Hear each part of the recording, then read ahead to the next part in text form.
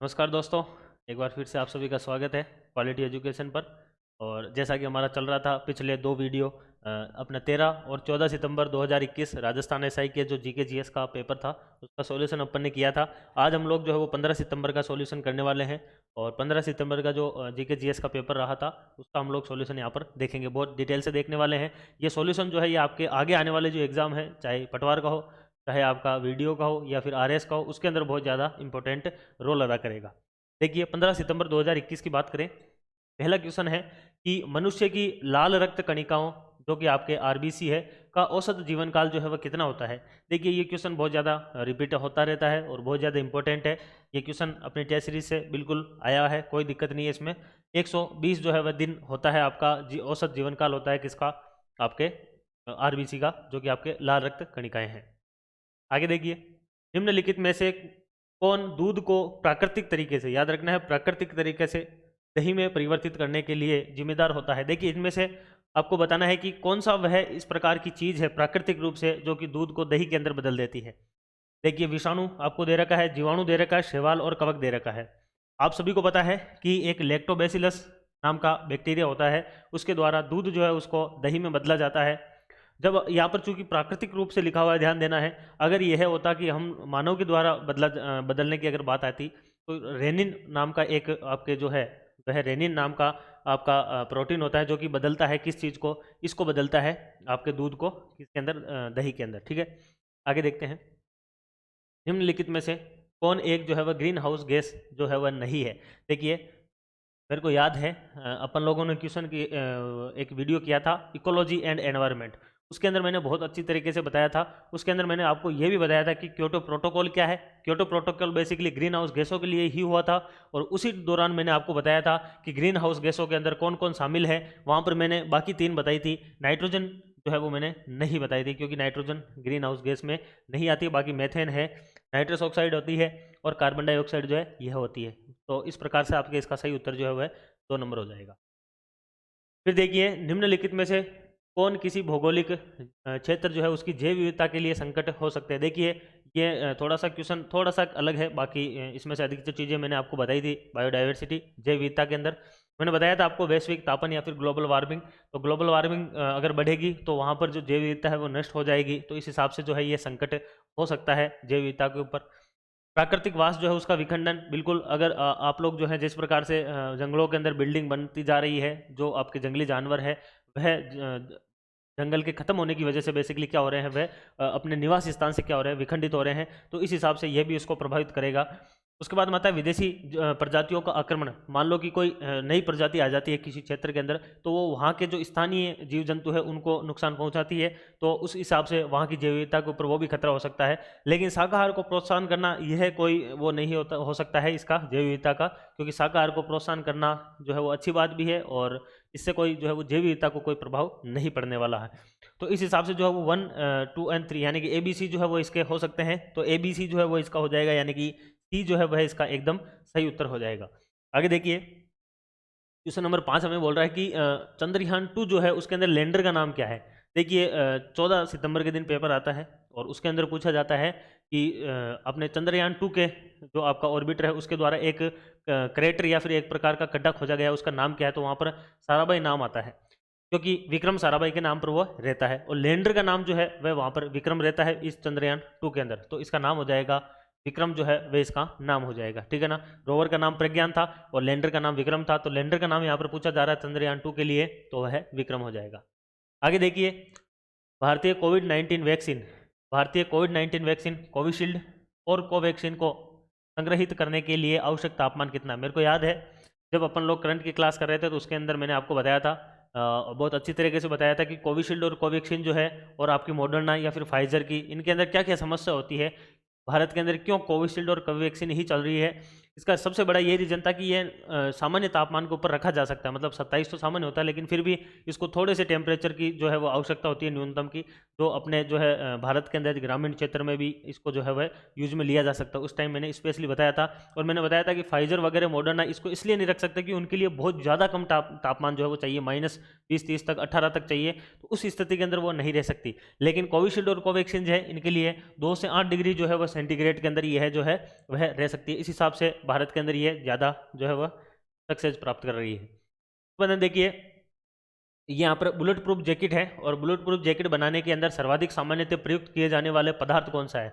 Bullet proof जो jacket होता है उसके अंदर सबसे ज़्यादा केवलोर का यूज़ किया जाता है और केवलोर जो होता है एक प्रकार का रेशा होता है और यह इस्पात यानी कि जो आपका लोहा है उससे भी 10 गुना ज़्यादा तक जो है वो ये आपका मजबूत होता है। तो इस हिसाब से जो है इसका यूज़ किया जाता है सबसे ज़्यादा, ये आपको बताना था इसके अंदर।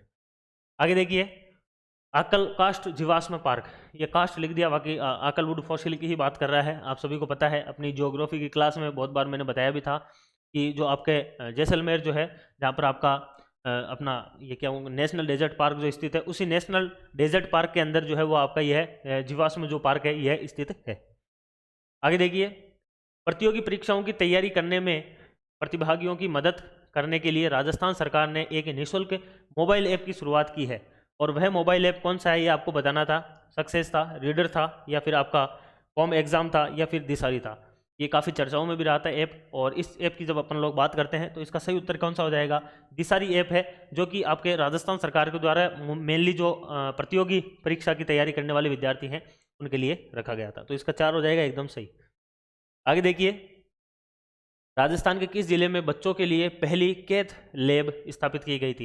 ये कैथ लैब जो है ये बेसिकली हार्ट अटैक के लिए है और उसी हार्ट अटैक के लिए जो है वो बच्चों का जो है वह एक जगह पर इलाज हो सकता है अच्छे से, और इसके लिए जो है वह राजस्थान के अंदर जोधपुर के अंदर, आप सभी को पता होना चाहिए, जोधपुर के अंदर MDM नाम करके एक हॉस्पिटल है, उसके अंदर ये जो है ये स्थापित की गई थी। आपकी राजस्थान की पहली कैथ लैब स्थापित की गई थी। बहुत इंपॉर्टेंट क्वेश्चन है, आगे आने वाले एग्जाम के लिए इंपॉर्टेंट हो सकता है, यह आपको पूछा जा सकता है, ध्यान रखना है। आगे देखिए संतरों के उत्पादन के कारण किस जिले को राजस्थान का छोटा नागपुर जो है वो कहा जाता है। ये मैंने बताया था जब अपन लोगों ने राजस्थान के अंदर जब हम लोग अपन लोगों ने कृषि किया था, उस टाइम मैंने बताया था, वहाँ पर कुछ मंडियाँ बताई थी। तब मैंने बताया था कि संतरा की जो मंडी है वह आपकी भवानी मंडी झालावाड़ के अंदर स्थित है, और संतरा की मंडी के कारण ही, चूंकि संतरा के कारण ही छोटा नागपुर कहा जाता है राजस्थान का, वह झालावाड़ को कहा जाता है। और इसका जो सही उत्तर है वह एकदम 4 नंबर इसका सही हो जाएगा। आगे देखिए ये क्वेश्चन बहुत अच्छा क्वेश्चन था, क्योंकि ये करंट अफेयर से जुड़ा हुआ था, बिल्कुल नई योजना थी, योजना से एक क्वेश्चन आता है हमेशा। तो देखिए राजस्थान जो है, राजस्थान की कामधेनु डेयरी योजना 2021 के संबंध में निम्नलिखित कथनों में से कौन सा कथन सही है। यहाँ पर सही चुनना था आपको, क्योंकि इसके अंदर बिल्कुल लाभार्थी जो है उसके पास में हरा चारा होना चाहिए और उत्पादन करने के लिए कम से कम 1 एकड़ की जमीन होनी चाहिए। ये बिल्कुल सही है, इस योजना के अंदर ये कंडीशन लिखी हुई है। दुग्ध उत्पादन जो है वो 10 से 12 लीटर जो है वह उसकी क्या होनी चाहिए, प्रतिदिन की जो है वो क्षमता होनी चाहिए। तो यह भी एकदम सही है, ये भी इसके अंदर आती है कंडीशन। लाभार्थी को एक क्षेत्र में इस क्षेत्र के अंदर कम से कम 3 वर्ष का अनुभव होना चाहिए, ये भी बिल्कुल एकदम सही है, 3 वर्ष का अनुभव की भी इसमें बात होती है। इसके अलावा एक चीज़ और ध्यान रख सकते हैं आप लोग, इसके अंदर 90-10 यानी कि 10% जो है वह किसान, 10% जो है वह किसान और 90% जो है वो राज्य सरकार के द्वारा जो है वह वहन किया जाता है। ये इसके अंदर रेशो आता है, ये भी आप लोग ध्यान रख सकते हैं अतिरिक्त रूप से। लेकिन इसमें कौन सा सही है, तो इसके तीनों के तीनों जो है वो एकदम सही है, यानी कि ABC जो है वो 3 नंबर आपका एकदम सही हो जाएगा। आगे देखिए नीचे दी गई एक अंक श्रृंखला है, उस अंक श्रृंखला के अंदर आपको प्रश्नवाचक या चिन्ह, यानी कि यहाँ पर आपको बताना है कि कौन सा सही आएगा। सीरीज का क्वेश्चन था, कोई दिक्कत नहीं है, कर देंगे। देखिए इससे इसमें गए तो ऐड हो रहा है यहाँ पर 3, इससे इसमें गए ऐड हो रहा है 5, इससे इसमें गए कितना ऐड हो रहा है 9, इससे इसमें गए कितना ऐड हो रहा है आपका 17 ऐड हो रहा है। तो अब देखिए 3 हो रहा है, 5 हो रहा है, 9 हो रहा है, 17 हो रहा है। एक तरीका तो ये है कि 3 दूना 6 करो और उसमें से 1 घटा दो, 5 आ जाएगा। 5 दूने 10 करो, उसमें से 1 घटाओ 9 आ जाएगा। 9 दूने 18 करो, उसमें से 1 घटाओ 17 आ जाएगा। यानी कि यहाँ से यहाँ पर जाएंगे तो 17 दूने 34 और उसमें से 1 घटाएंगे, यानी कि 33 जो है वो यहाँ पर आएगा ज़्यादा। यानी 8 और 3 करेंगे तो 11 हो जाएगा, 1 लग जाएगा, 3 3 6 और 1 7 हो जाएगा। यानी कि इसका आंसर जो है वो 71 हो जाएगा आपका एकदम सही। आगे देखिए 2 संख्याएं दे रखी है 3:7 के अनुपात में है। यदि इन दोनों संख्याओं में से प्रत्येक में 8 जोड़ दिया जाता है तो उनका अनुपात जो ये हो जाता है, बताना है वह संख्या क्या है। देखिए बहुत आसान क्वेश्चन है ये, इसको आप लोग आसानी से कर सकते हैं। देखिए 2 संख्या दे रखी है, एक है 3x मान लेते हैं, बटे हुए एक है आपकी 7x। इन दोनों के अंदर 8 जोड़ना है, ऊपर भी 8 जोड़ा, नीचे भी 8 जोड़ा। इस हिसाब से जो है उनका अनुपात जो है वो 5/9 हो जाता है। इसको गुणा कर देना है, 27x हो जाएगा, 90 72 हो जाएगा, इज इक्व टू 7 पंजे 35 हो जाएगा और 8 पंजे 40 हो जाएगा। अब आप लोग इसको उधर भेज सकते हैं, तो 35 में से 27 आप घटाएंगे तो 8x बराबर इसको इधर 40 को इधर भेज देना इसमें से, तो 2 और 3 आपका 32 रह जाएगा। तो x का मान जो है वह आपका 4 आ जाएगा। अब x का मान 4 आ गया, अब आपको क्या पूछ रहा है, वह संख्या है यानी दोनों की दोनों चाहिए उसको। तो 3x बटे 7x आपका यहाँ पर x का मान रखना है बस। तो 4 तरी 12 हो जाएगा, 4 तरी 12 हो जाएगा और 7 चौक 28 हो जाएगा, यानी कि 4 नंबर इसका एकदम सही उत्तर हो जाएगा। आगे देखिए, निम्न दिए गए प्रश्न के अंदर एक कथन दे रखा है और नीचे 2 तर्क दे रखे हैं, आपको सही उत्तर चुनना था। देखिए ऐसे क्वेश्चन जो आते हैं इनमें थोड़ा सा दिमाग लगाना होता है, ज़्यादा कुछ नहीं। एक कथन दे रखा है और एक तर्क दे रखा है। देखिए कई बार तर्क होता है, कई बार निष्कर्ष होता है, कई बार अवधारणाएं होती है, ठीक है ना। उन चीज़ों को आपको ध्यान रखना है। क्या प्रतिष्ठित जो लोग हैं जो कि अज्ञानवश अपराध कर देते हैं के साथ विशेष व्यवहार किया जाना चाहिए। बात ध्यान रखना है, यहाँ पर प्रतिष्ठित बोल रहा है, और अगर कोई अपराध कर देता है तो उसके साथ में जो है वो विशेष व्यवहार करना चाहिए। क्यों? अगर यहाँ पर गरीब करता है तो उसके हिसाब से जो है वो अच्छा व्यवहार नहीं करना चाहिए। तर्क बोल रहा है कि ये व्यवहार अच्छा करना चाहिए क्योंकि प्रतिष्ठित लोग हैं वो जानबूझकर अपराध नहीं करते हैं। क्यों नहीं करते हैं भाई साहब? कई ऐसे लोग होते हैं जो कि प्रतिष्ठित भी होते हैं और आपके अपराध भी करते हैं। तो ऐसी स्थिति में यह हम लोग नहीं कह सकते कि यह एकदम सही होगा। जबकि अगला बोल रहा है कि नहीं, यह हमारी नीतिज्ञता की कानून के नीतिज्ञता है कि कानून के समक्ष सभी समान है। बिल्कुल आप सभी को पता है आर्टिकल 14 की जब हम लोग बात करते हैं तो अनुच्छेद 14 के हिसाब से, आर्टिकल 14 के हिसाब से equality before law and equality protection law यहाँ पर लगता है और उसके तहत सभी लोग बराबर आते हैं। तो बिल्कुल दूसरा एकदम सही हो जाएगा, पहला इसका गलत है, तर्क ये लग ही नहीं सकता। तो केवल जो 2 है, केवल तर्क जो 2 जो है वह आपका इसके अंदर प्रबल हो जाएगा।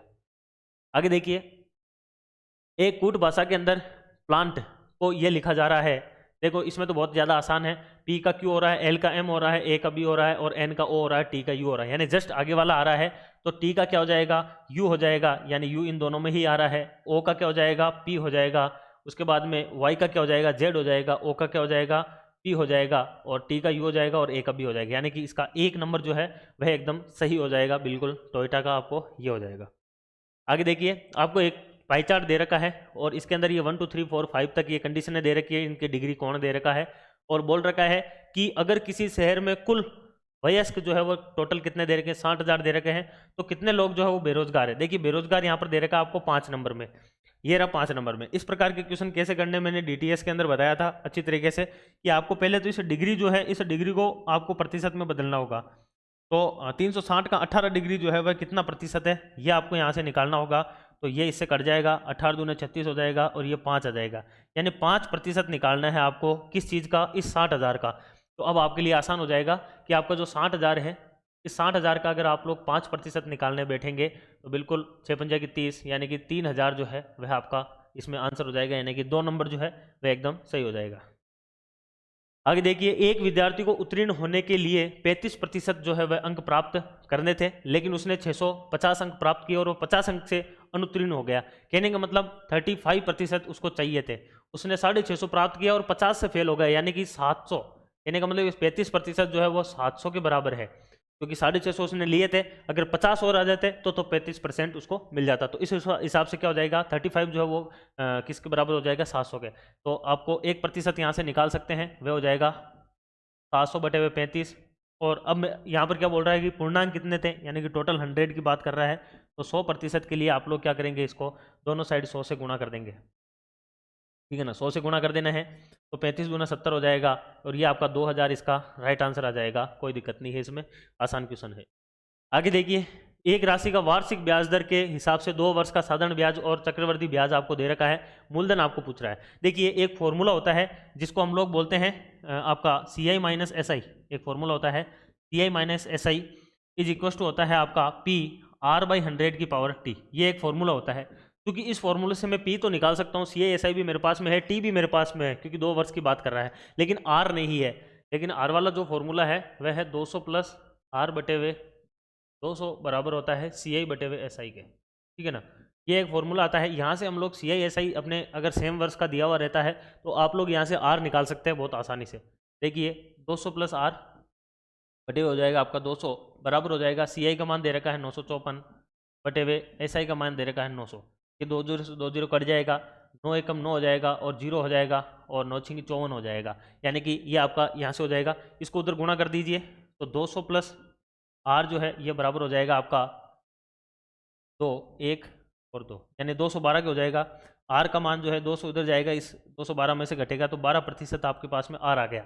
अब आर भी अपन लोग रख सकते हैं। देखिए सी आई एस आई का डिफरेंस कितना है, 54 है, बराबर आपको क्या चाहिए, पी चाहिए, और आर का मान कितना है अपने पास में 12 आ गया है अभी, 12 बटे हुए हो जाएगा आपका 100 और इसकी घात हो जाएगी 2। ये कट जाएगा आपका कितनी बार, 6, हो जाएगा आपका ये 25 बार कट जाएगा, वैसे ये 3 आ जाएगा, ठीक है ना। अब आपको क्या करना है, ये 54 है, ये 25 इधर आएगा तो 625 बन जाएगा, उसका स्क्वायर हो जाएगा वहाँ पर, और इधर आपका जो है ये 9 आ जाएगा, ये हो जाएगा आपका पी, और ये कट जाएगा 6 बार, 6 को इससे गुणा कर देंगे आप तो यह जो है वो 3750 आपके पास में आ जाएगा इसका सही उत्तर। आगे देखिए क्वेश्चन नंबर 20, ये आपको कथन और निष्कर्ष दे रखा है यहाँ पर। देखिए क्या बोल रहा है, एक कमरा जो है वो फूलों से खूबसूरत दिखता है। निष्कर्ष क्या बोल रहा है कि कमरों को सजाने के लिए फूल उगाए जाते हैं। कोई ज़रूरी नहीं है फूल केवल कमरों को सजाने के लिए ही उगाए, और काम भी हो सकता है, ये निष्कर्ष नहीं हो सकता।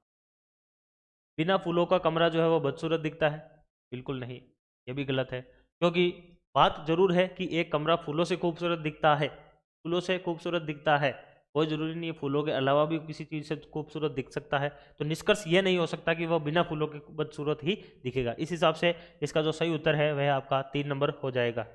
आगे देखिए, टोक्यो ओलंपिक 2020 के अंदर कांस्य पदक के लिए भारतीय पुरुष हॉकी टीम जो है उसने निम्नलिखित में से किस टीम को हराया था। तो जर्मनी को जो है वो भारत हराती है वहाँ पर, और यहाँ पर जो है ब्रॉन्ज मेडल जीतती है भारत, जो है वो कांस्य पदक जीतती है, और 41 सालों के बाद में भारत जो है वो कोई पदक जीतती है ओलंपिक के अंदर। आगे देखिए एमलेक्स, एमलेक्स नामक ऑक्सीजन राशनिंग उपकरण है, उसको किस भारतीय प्रौद्योगिकी संस्थान जो है उसने हाल ही में विकसित किया है। तो ये आईआईटी रोपड़ के द्वारा किया गया है। आगे देखिए, एक कक्षा के अंदर विद्यार्थी के दिए गए अंक, ये अंक दे रखे हैं, इसके अंदर आपको विस्तार ज्ञात करना था बेसिकली, और इसका जो विस्तार है वह आपका 87 आ जाएगा। ये आप लोग निकाल सकते हैं, फॉर्मूले हैं इसके, और आराम से ये निकल जाएगा। आगे देखिए, नीचे दी गई श्रृंखला के अंदर प्रश्न सूचक के, देखो ये तो बहुत ज़्यादा आसान है। देखो बी के बाद में जस्ट सी आ रहा है, +1 हो रहा है, सी के बाद में डी छोड़ के ई आ रहा है, यानी कि +2 हो रहा है, यहाँ पर +3 हो रहा है, यहाँ पर +4 हो रहा है, यहाँ पर कितना आ जाएगा, +5 आता है, एल बराबर आता है, और 12 और 5 कितना हो जाएगा आपका 17 हो जाएगा, यानी कि क्यू आपका राइट आंसर हो जाएगा। आगे देखिए, संयुक्त राष्ट्र सुरक्षा परिषद यानी कि यूएनएससी की बात कर रहा है कि बैठक की अध्यक्षता करने वाले प्रथम भारतीय प्रधानमंत्री, मैंने बोला था एक पीछे 13 सितंबर वाले में मैंने बताया था कि 2021 और 2022 के लिए भारत जो है वह अध्यक्ष रहने वाला है यूएनएससी का, और उस दौरान जो है भारत के पहले प्रधानमंत्री नरेंद्र मोदी बने हैं, क्योंकि भारत जो है वो अगस्त 2021 के अंदर अध्यक्ष रहता है यूएनएससी का। उस दौरान प्रधानमंत्री नरेंद्र मोदी के द्वारा अध्यक्षता की जाती है, और यह पहले अध्यक्ष बने हैं भारत के जो प्रधानमंत्री है यूएनएससी में। टोक्यो ओलंपिक 2020 में भारतीय ओलंपिक दल के आधिकारिक थीम गीत जो है उसका संगीतकार एवं गायन किसने किया था, मोहित चौहान के द्वारा किया गया था। ये गीत जो है आपको ध्यान रखना है। आगे देखिए, संयुक्त राष्ट्र महासभा के 76वें सत्र हेतु निर्वाचित जो अध्यक्ष है अब्दुल्ला शाहिद, वह किस देश के हैं। मालदीव के विदेश मंत्री हैं आपके अब्दुल्ला शाहिद, जो कि 76वें सत्र के क्या रहेंगे, अध्यक्ष रहेंगे आपके यूएन के, यूएनजीए के रहेंगे बेसिकली, ठीक है। किस भारतीय संगठन या फिर संस्थान ने एक नई योजना शुरू की है, फास्टर। देखिए फास्टर जो है ये बेसिकली एक योजना है, किसके द्वारा शुरू की गई है, भारतीय सर्वोच्च न्यायालय के द्वारा ये योजना शुरू की जाती है, जो कि बेसिकली आपके किसी भी जो डेटा है उस डेटा को फास्ट रूप से किसी एक जगह से दूसरी जगह पर पहुंचाने के लिए, और जो आपका न्याय है वो जल्दी से जल्दी हो, उसके लिए ये फास्टर स्कीम लाई गई थी। आगे देखिए, जुलाई 2021 में आयोजित हुई 7वीं ब्रिक्स श्रम और रोजगार जो मंत्री हैं उनकी बैठक के अंदर अध्यक्षता किस देश ने की थी। मैंने बताया था, ये भी क्वेश्चन आ रखा है ब्रिक्स के अंदर। एक शिफ्ट में 14 सितंबर के दिन तो पूछा था कि ब्रिक्स का अध्यक्ष कौन है, और 15 सितंबर को पूछ लिया कि इस ब्रिक्स की इस बैठक की अध्यक्षता किसने की। तो भाई जो अध्यक्ष रहेगा 2021 के अंदर अध्यक्ष भारत है ब्रिक्स का, तो भारत के द्वारा ही अध्यक्षता की गई। आगे देखिए, भावना जाट बहुत इंपॉर्टेंट है, मैंने बताया भी था, क्योंकि पहले वाले में क्वेश्चन आया था 13 सितंबर के अंदर कि कितने जो है वो राजस्थान से प्लेयर गए थे टोक्यो के अंदर, तो वहाँ पर था 4, और यहाँ पर पूछ लिया कि भावना जाट जो है ये राजस्थान के किस खिलाड़ियों के अंदर से किस एक है जिसने कि टोक्यो ओलंपिक 2020 के अंदर भाग लिया, और राजस्थान के किस जिले से है। तो वह आपके राजसमंद जिले से संबंध रखती है भावना जाट, जो कि आपके पैदल चाल से संबंध रखती है, पहली बार क्वालिफाई होता है पैदल चाल से। राजस्थान के सांसद है आपके भूपेंद्र यादव को जुलाई 2021 के अंदर केंद्रीय मंत्रिमंडल ने किन मंत्रालयों का प्रभारी बनाया है? देखिए, ये श्रम और रोजगार मंत्रालय और पर्यावरण, ये दोनों के दोनों मंत्रालय जो है उनके अंदर जो है वो आपके मंत्री बनाए जाते हैं बी और सी के अंदर। तो बी और सी जो है ये इसका एकदम सही हो जाएगा। आगे देखिए, राजस्थान मुख्यमंत्री कोरोना बाल कल्याण योजना 2021 के संबंध के अंदर निम्नलिखित के अंदर से कौन से विकल्प सही है? तो ये बिल्कुल एकदम सही है। इसमें आपको पूछ रहा है कि जिन बच्चों के माता पिता जो है वो कोरोना बीमारी के कारण मृत्यु हो गई, उनको तत्काल सहायता। देखिए, इसके अंदर दो प्रकार की सहायता दी जाती है। एक तत्काल दी जाती है, वो तो कितने की है? 1 लाख की है। और एक 18 वर्ष के बाद में दी जाती है, वह कितने की है? वह आपके 5 लाख की है। तो इसके अंदर जो है वो 1 लाख एकदम राइट आंसर हो जाएगा, तत्काल की बोल रहा है। निम्नलिखित के अंदर से इसे वर्ष 2020 के ऑक्सफोर्ड जो आपका हिंदी शब्द है उसके रूप में चुना गया है। बिल्कुल आत्मनिर्भरता जो है वह इसका सही उत्तर हो जाएगा। आगे देखिए, जुलाई 2021 में शुरू किए गए राष्ट्रीय लॉजिस्टिक उत्कृष्टता जो पुरस्कार है उसके अंदर कौन सा जो केंद्रीय मंत्रालय है वह जुड़ा हुआ है? इसके अंदर जो आपका वाणिज्य एवं उद्योग मंत्रालय जो है वह जुड़ा हुआ है। राष्ट्रीय विधि विज्ञान जो आपके फोरेंसिक साइंस विश्वविद्यालय है वह किस राज्य में स्थित है? तो इसका उत्तर जो है वो हो जाएगा आपका गुजरात के अंदर स्थित है, ये वाली आपके जो है यूनिवर्सिटी। आगे चलते हैं। ये देखिए, ये क्वेश्चन जो है ये मेरे को पता है, मैंने करंट अफेयर्स की जो क्लास है उसके अंदर ये क्वेश्चन मैंने आपको करवाया था करंट अफेयर्स के अंदर, और ये बहुत ही ज़्यादा इंपॉर्टेंट क्वेश्चन है। मैंने बताया भी था उस टाइम भी, क्योंकि यहाँ से क्वेश्चन बनने के पूरे चांसेस थे। चिरंजीवी हो, चाहे ये हो या फिर बाल कल्याण वाली हो, उसमें से एक क्वेश्चन बनना था। तो इसके अंदर 2 क्वेश्चन आए हैं। देखिए, मुख्यमंत्री जो राजस्थान मुख्यमंत्री किसान ऊर्जा मित्र योजना 2020-21 जो है बेसिकली 21 है, उसके बारे में सही कथन आपको बताना था कि एक तो इसके अंदर ये बिल्कुल एकदम सही है पहला वाला, कि इसके अंदर जो 12,000 रुपये जो है वह प्रतिवर्ष, या फिर मैंने बताया था कि 1,000 रुपये या फिर 60% जो भी कम हो वह देगी सरकार। इस योजना के अंदर 600 करोड़ नहीं, 600 करोड़ नहीं है, 1400 करोड़ के आसपास है जो इसके अंदर खर्च के लिए दिए जाने हैं। इस योजना के अंदर जो लाभ है वो मई 2021 से, बिल्कुल एकदम सही है, मई 2021 से इसके अंदर लाभ प्रारंभ हो जाएगा। इसके अंदर केंद्र और राज्य के अंतर्गत जो कर्मचारी है या फिर जो आयकर देते हैं वह इस योजना के लिए पात्र नहीं होंगे, तो बिल्कुल वो नहीं होंगे, ये भी एकदम सही है। तो इसके अंदर ए, सी और डी जो है वो एकदम सही हो जाएगा इसका उत्तर। आगे चलते हैं। राजस्थान के 13वें लोकायुक्त किनको चुना गया है? बिल्कुल न्यायमूर्ति प्रताप कृष्ण लोहरा जो है वह आपके लोकायुक्त बने हैं राजस्थान के 13वें। उन महाराणा का क्या नाम था जो कि केसरी सिंह बारट की चेतावनी चूंगटिया से इस कदर प्रभावित हो गए थे कि उन्होंने दिल्ली दरबार में अपनी यात्रा जो थी वह रद्द कर दी थी? तो आप सभी को पता है उस टाइम महाराणा फतेह सिंह जो है ये जाते हैं दिल्ली दरबार के अंदर, लेकिन उसी टाइम चेतावनी चूंगटिया लिखा जाता है, और केसरी सिंह बारट के इस जो आपके ये आपके लिखा गया के चेतावनी चूंगटिया है, इससे इतने प्रभावित होते हैं फतेह सिंह कि वो जो है उस यात्रा को रद्द कर देते हैं। अक्टूबर 1857 में विद्रोह के समय कोटा में अंग्रेज पॉलिटिकल एजेंट कौन था? बिल्कुल आपको पता होना चाहिए, मेजर बर्टन जो है ये रहता है, इसका सर भी काट देते हैं वहाँ के क्रांतिकारी। और सबसे ज़्यादा विप्लव वाला जो आपका क्रांतिकारी जो बेसिकली आंदोलन रहता है 1857 का, वह कोटा में ही रहता है। उसके बाद में देखिए, जयपुर स्थित हवा महल का निर्माण किसने कराया? कुछ क्वेश्चन तो ऐसे हैं बिल्कुल बच्चों वाले क्वेश्चन हैं, ये अधिकतर रिपीट भी होते रहते हैं, और अपनी टेस्ट सीरीज से भी काफ़ी क्वेश्चन मिले हैं, तो उसमें कोई दिक्कत ही नहीं है, बिल्कुल सभी को पता है ये तो बच्चे को कि सवाई प्रताप सिंह जो है वो इसका सही उत्तर है। बनी ठनी देखिए, एक और क्वेश्चन बिल्कुल इजी आ गया है। बनी टूनी जो है वहाँ पर तो पूछा था 14 सितंबर के दिन की बनी ठनी जो है उसका संबंध किससे है, तो वहाँ पर किशनगढ़ था। यहाँ पर पूछ लिया बनी ठनी के चित्रकार का नाम क्या है, तो निहाल चंद उनका नाम है, लेकिन मेरे को ये पता नहीं है कि आरपीएससी के पास में क्वेश्चन ही खत्म हो गए थे क्या। इतने सारे क्वेश्चन क्वालिटी एजुकेशन के अंदर आपको मिलते हैं, और 22 टेस्ट, उसके अलावा 5 टेस्ट अलग से, इतने सारे क्वेश्चन मिलते हैं, फिर भी बहुत रेयर ऐसे चांस बनता है कि क्वेश्चन रिपीट होता है। फिर भी 1-2 क्वेश्चन रिपीट हो जाता है तो आप बोलते हो कि क्वेश्चन रिपीट हो रहा है, लेकिन फिर भी हम लोग इतना ध्यान रखते हैं। लेकिन आरपीएससी केवल 3 पेपरों के अंदर इतने सारे क्वेश्चन को रिपीट कर रही है। राव जोधा ने किस वर्ष के अंदर जोधपुर नगर की स्थापना की?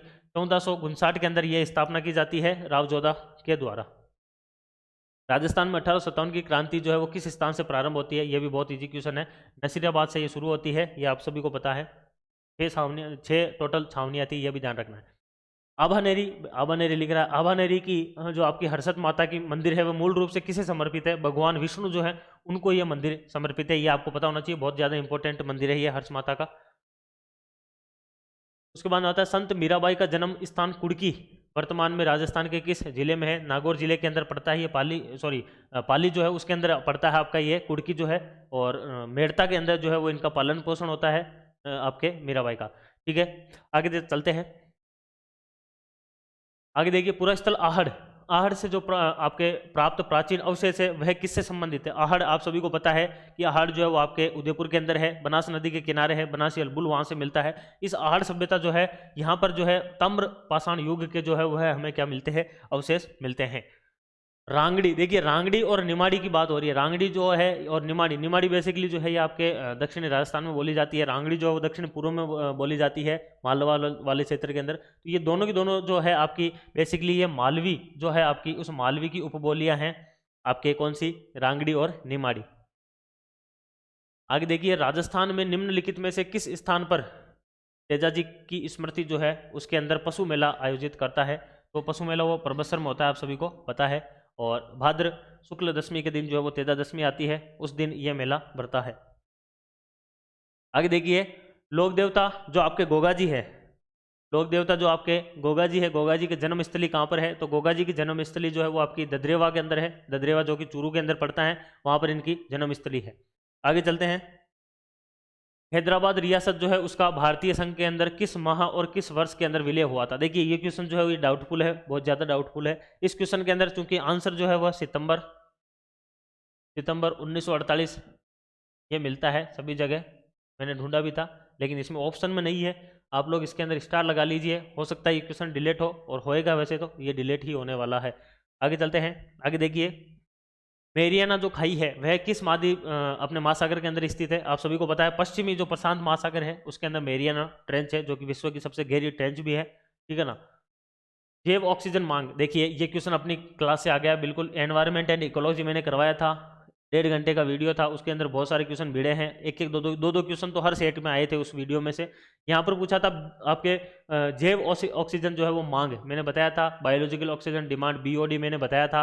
और उसमें मैंने कहा था कि यह जो है बीओडी, इसकी वजह से आपके जल का जो प्रदूषण है वह हो जाता है। तो जलीय पारिस्थितिकी जो आपके तंत्र है उसके अंदर जो प्रदूषण है उसको मापने के लिए जो है इसका प्रयोग करते हैं।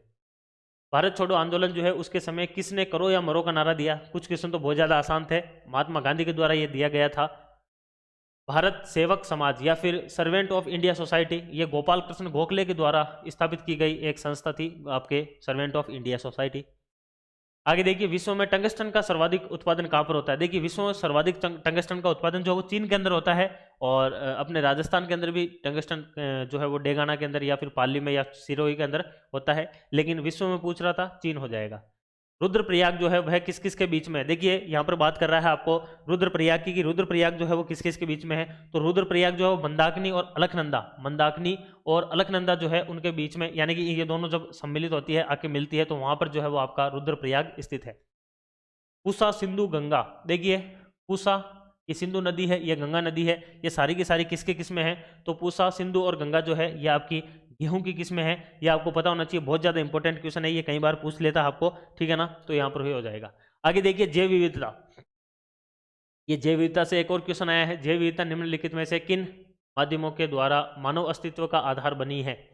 यानी कि देखिए मृदा निर्माण जो है वो भी एक प्रकार से जैव विविधता का पार्ट है। मैंने जैव विविधता जब पढ़ाई थी आपको उस वीडियो के अंदर, तो मैंने बताया था कि जैव विविधता जो है बेसिकली इसके 2 पार्ट भी होते हैं, मैंने बताया भी था उस टाइम आपके जो इकोसिस्टम के, उसके अंतर्गत एक जो था अजैविक घटक, उसके अंदर ये आता है जिसमें मृदा निर्माण आ जाता है, जैव विविधता का पार्ट।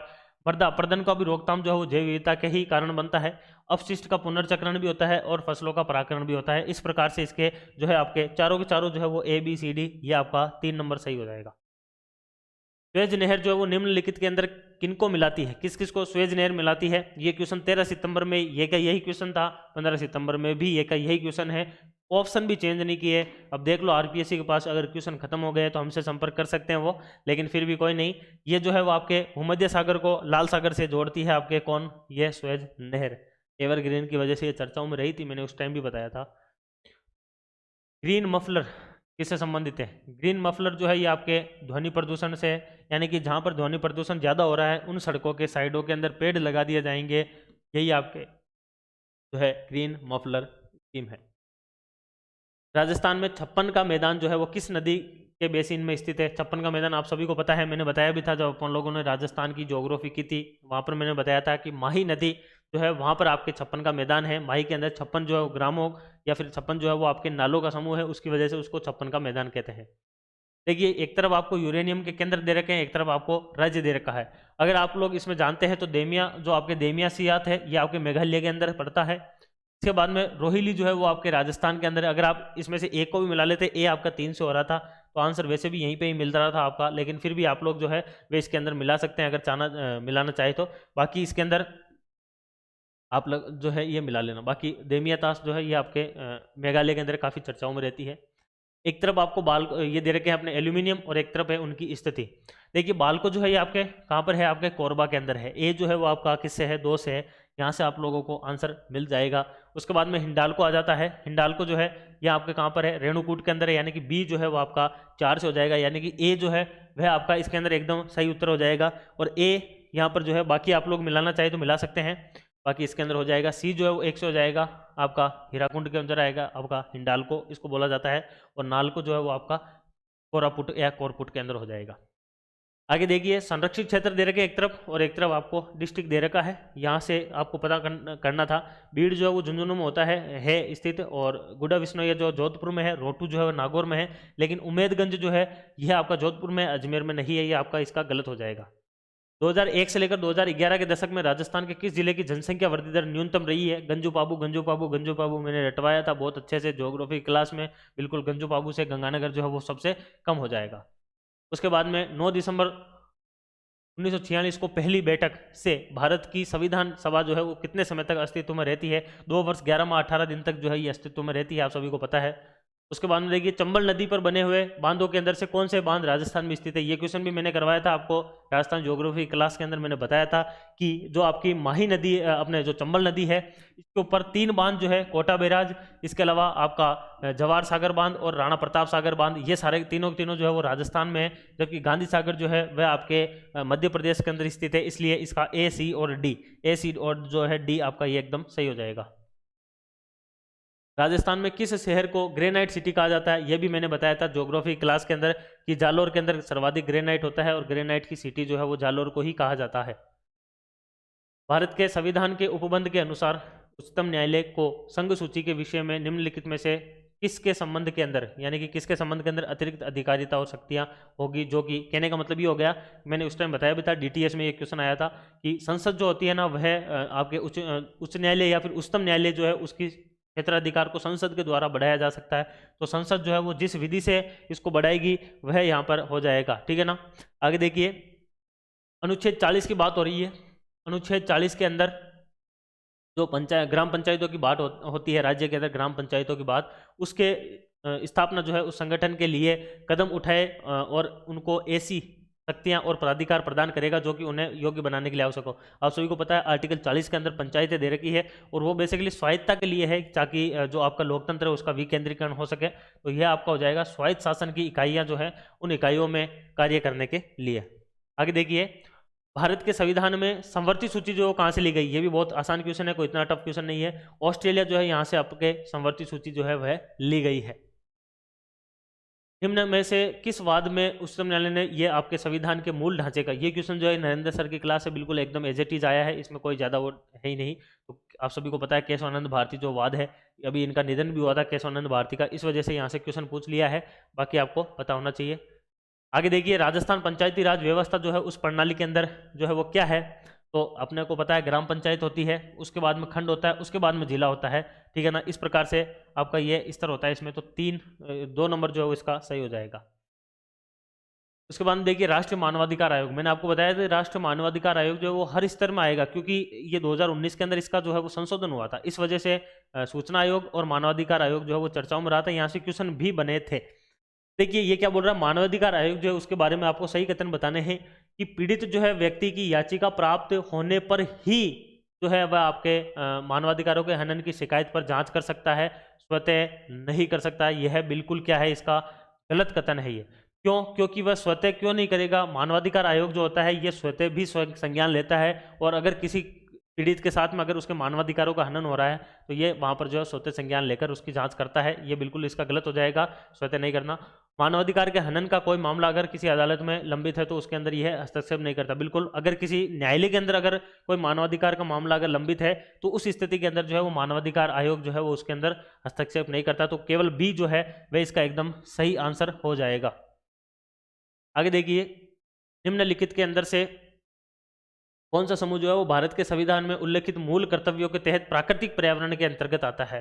देखिए, आप सभी को पता होना चाहिए कि इसके अंतर्गत आपको जो 51A का जी जो है, यानी कि आर्टिकल 51A इसके अंदर आता है, सब क्लॉज जी, उसके अंदर आपको मैंने बताया था गिफ्ट ऑफ नेचर, यानी कि जी के अंदर आपके जो नेचर वाली चीज़ें आती है और उसके अंदर जो है वन, झील, नदी और आपके वन्य जीव आते हैं। तो इस हिसाब से आपका इसका आंसर जो वो ए हो जाएगा।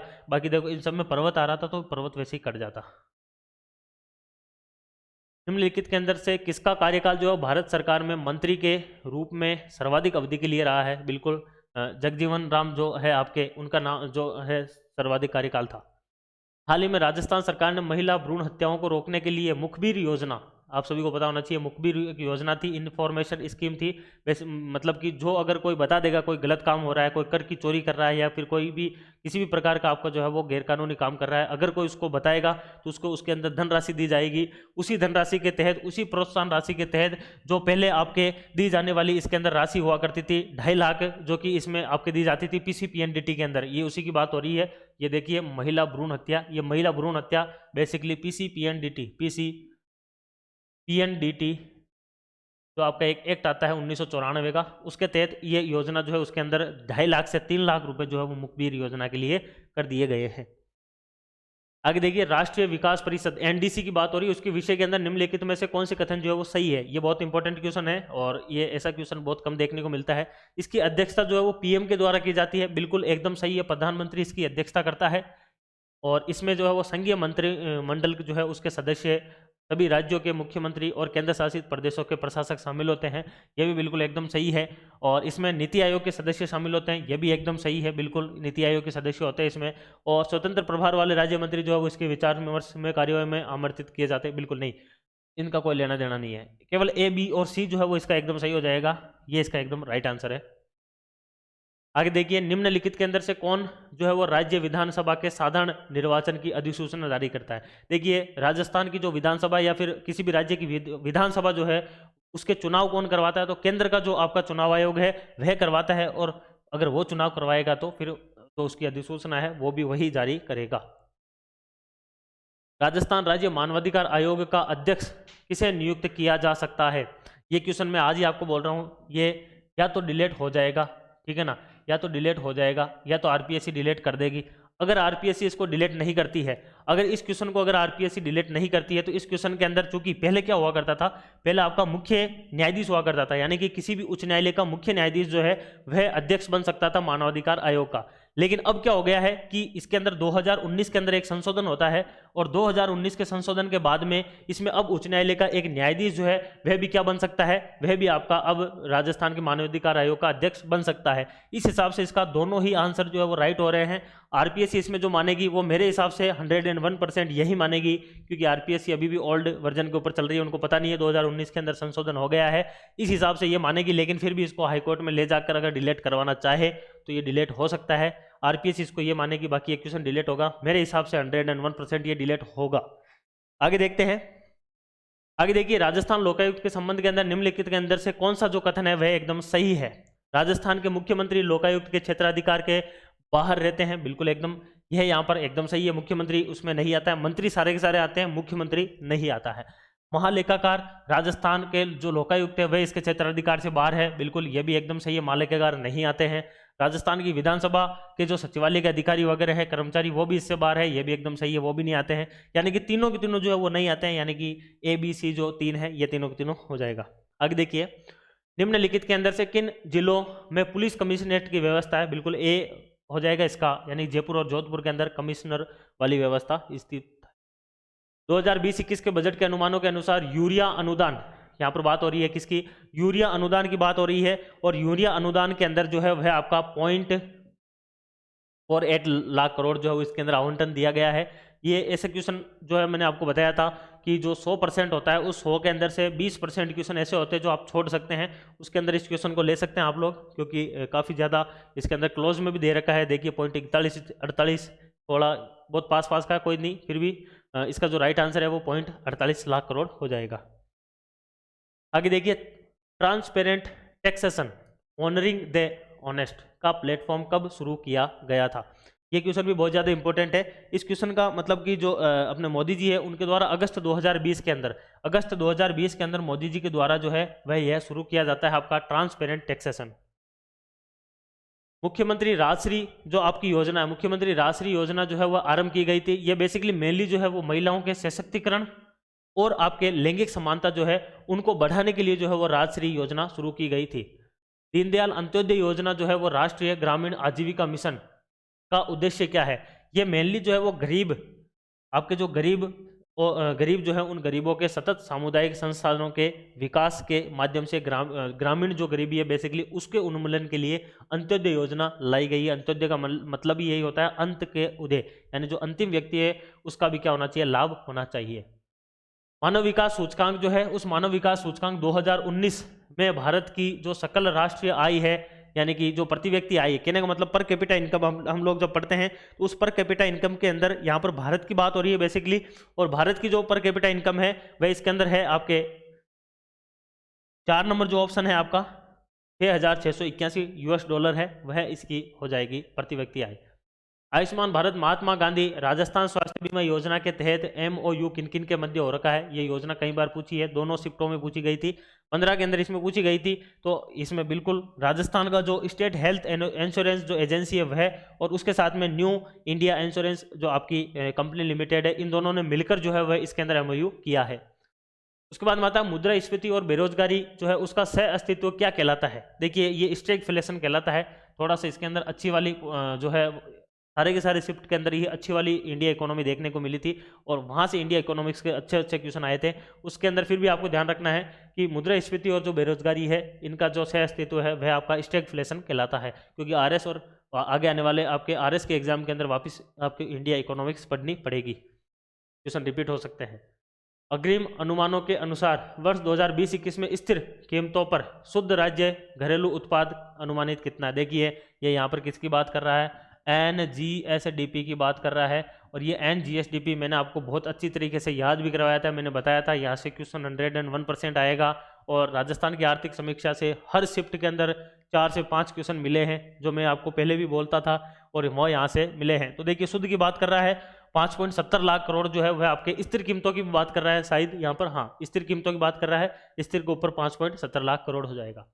तो बाद देखिए व्यक्तिगत आय के ऊपर आपको बात करनी है, किस चीज़ की गणना करने पर राष्ट्रीय आय जो है उसके अंदर से निम्न में से क्या जो है जोड़ा जाता है इसके अंदर? तो हस्तांतरण जो भुगतान है, यानी जो हस्तांतरित भुगतान किया जाता है वह इसके अंतर्गत जोड़ा जाता है। आगे देखिए राजस्थान में सेवा क्षेत्र, देखिए ये भी राजस्थान की आर्थिक समीक्षा से क्वेश्चन है, ये बहुत अच्छे लेवल का क्वेश्चन पूछ लिया थोड़ा सा आर्थिक समीक्षा से, लेकिन फिर भी अपनी क्लास से बाहर नहीं गया है, क्योंकि मैंने क्लास के अंदर इस चीज़ को बताया था, आपको याद हो तो मैं एक पाई चार्ट लेके आया था, मैंने बताया था छोटा मोटा ध्यान रख लेना है, होटल वाले ये जो होते हैं ये ज़्यादा वाले योगदान होते हैं।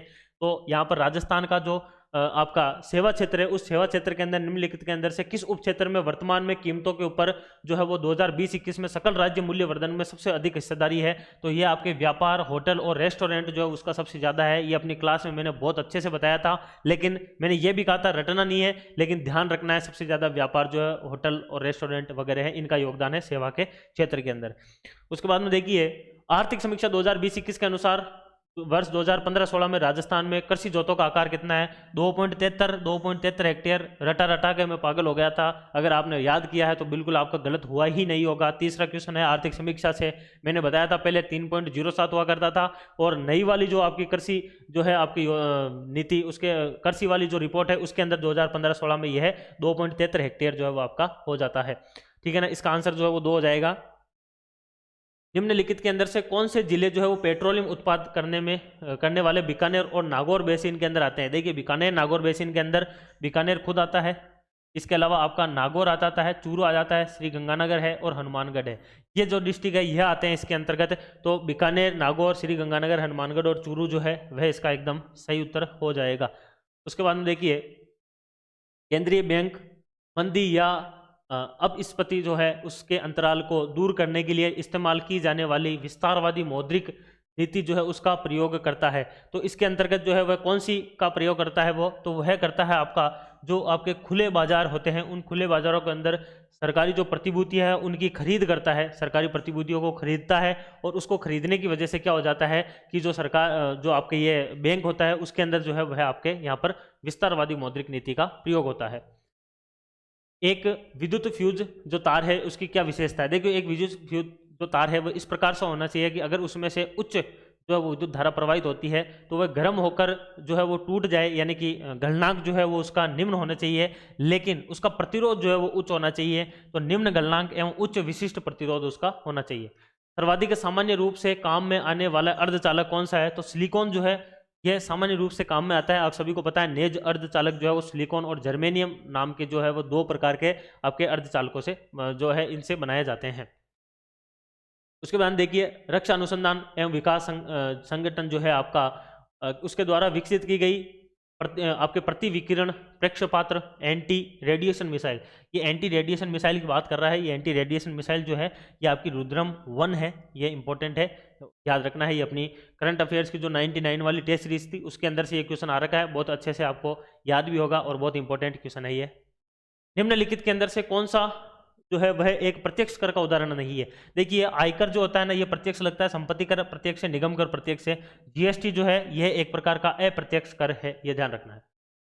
राजस्थान में इंदिरा महिला शक्ति निधि योजना जो है यह कब शुरू की गई थी? ये मेरे को याद है, ये मैंने बताया था आपको 18 दिसंबर 2019 के दिन जो है वह राजस्थान इंदिरा महिला शक्ति जो निधि योजना है यह प्रारंभ की गई थी।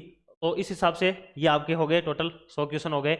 और 15 सितंबर 2021 का जो ये आपका पेपर था राजस्थान एसआई का जीके जीएस का, इसका ये डिटेल सॉल्यूशन था। तीनों हम लोगों ने पेपर देख लिए हैं। तीनों वीडियो को आप बहुत अच्छी तरीके से देखिए क्योंकि आने वाले एग्जाम के लिए बहुत ज़्यादा इंपॉर्टेंट होने वाले हैं।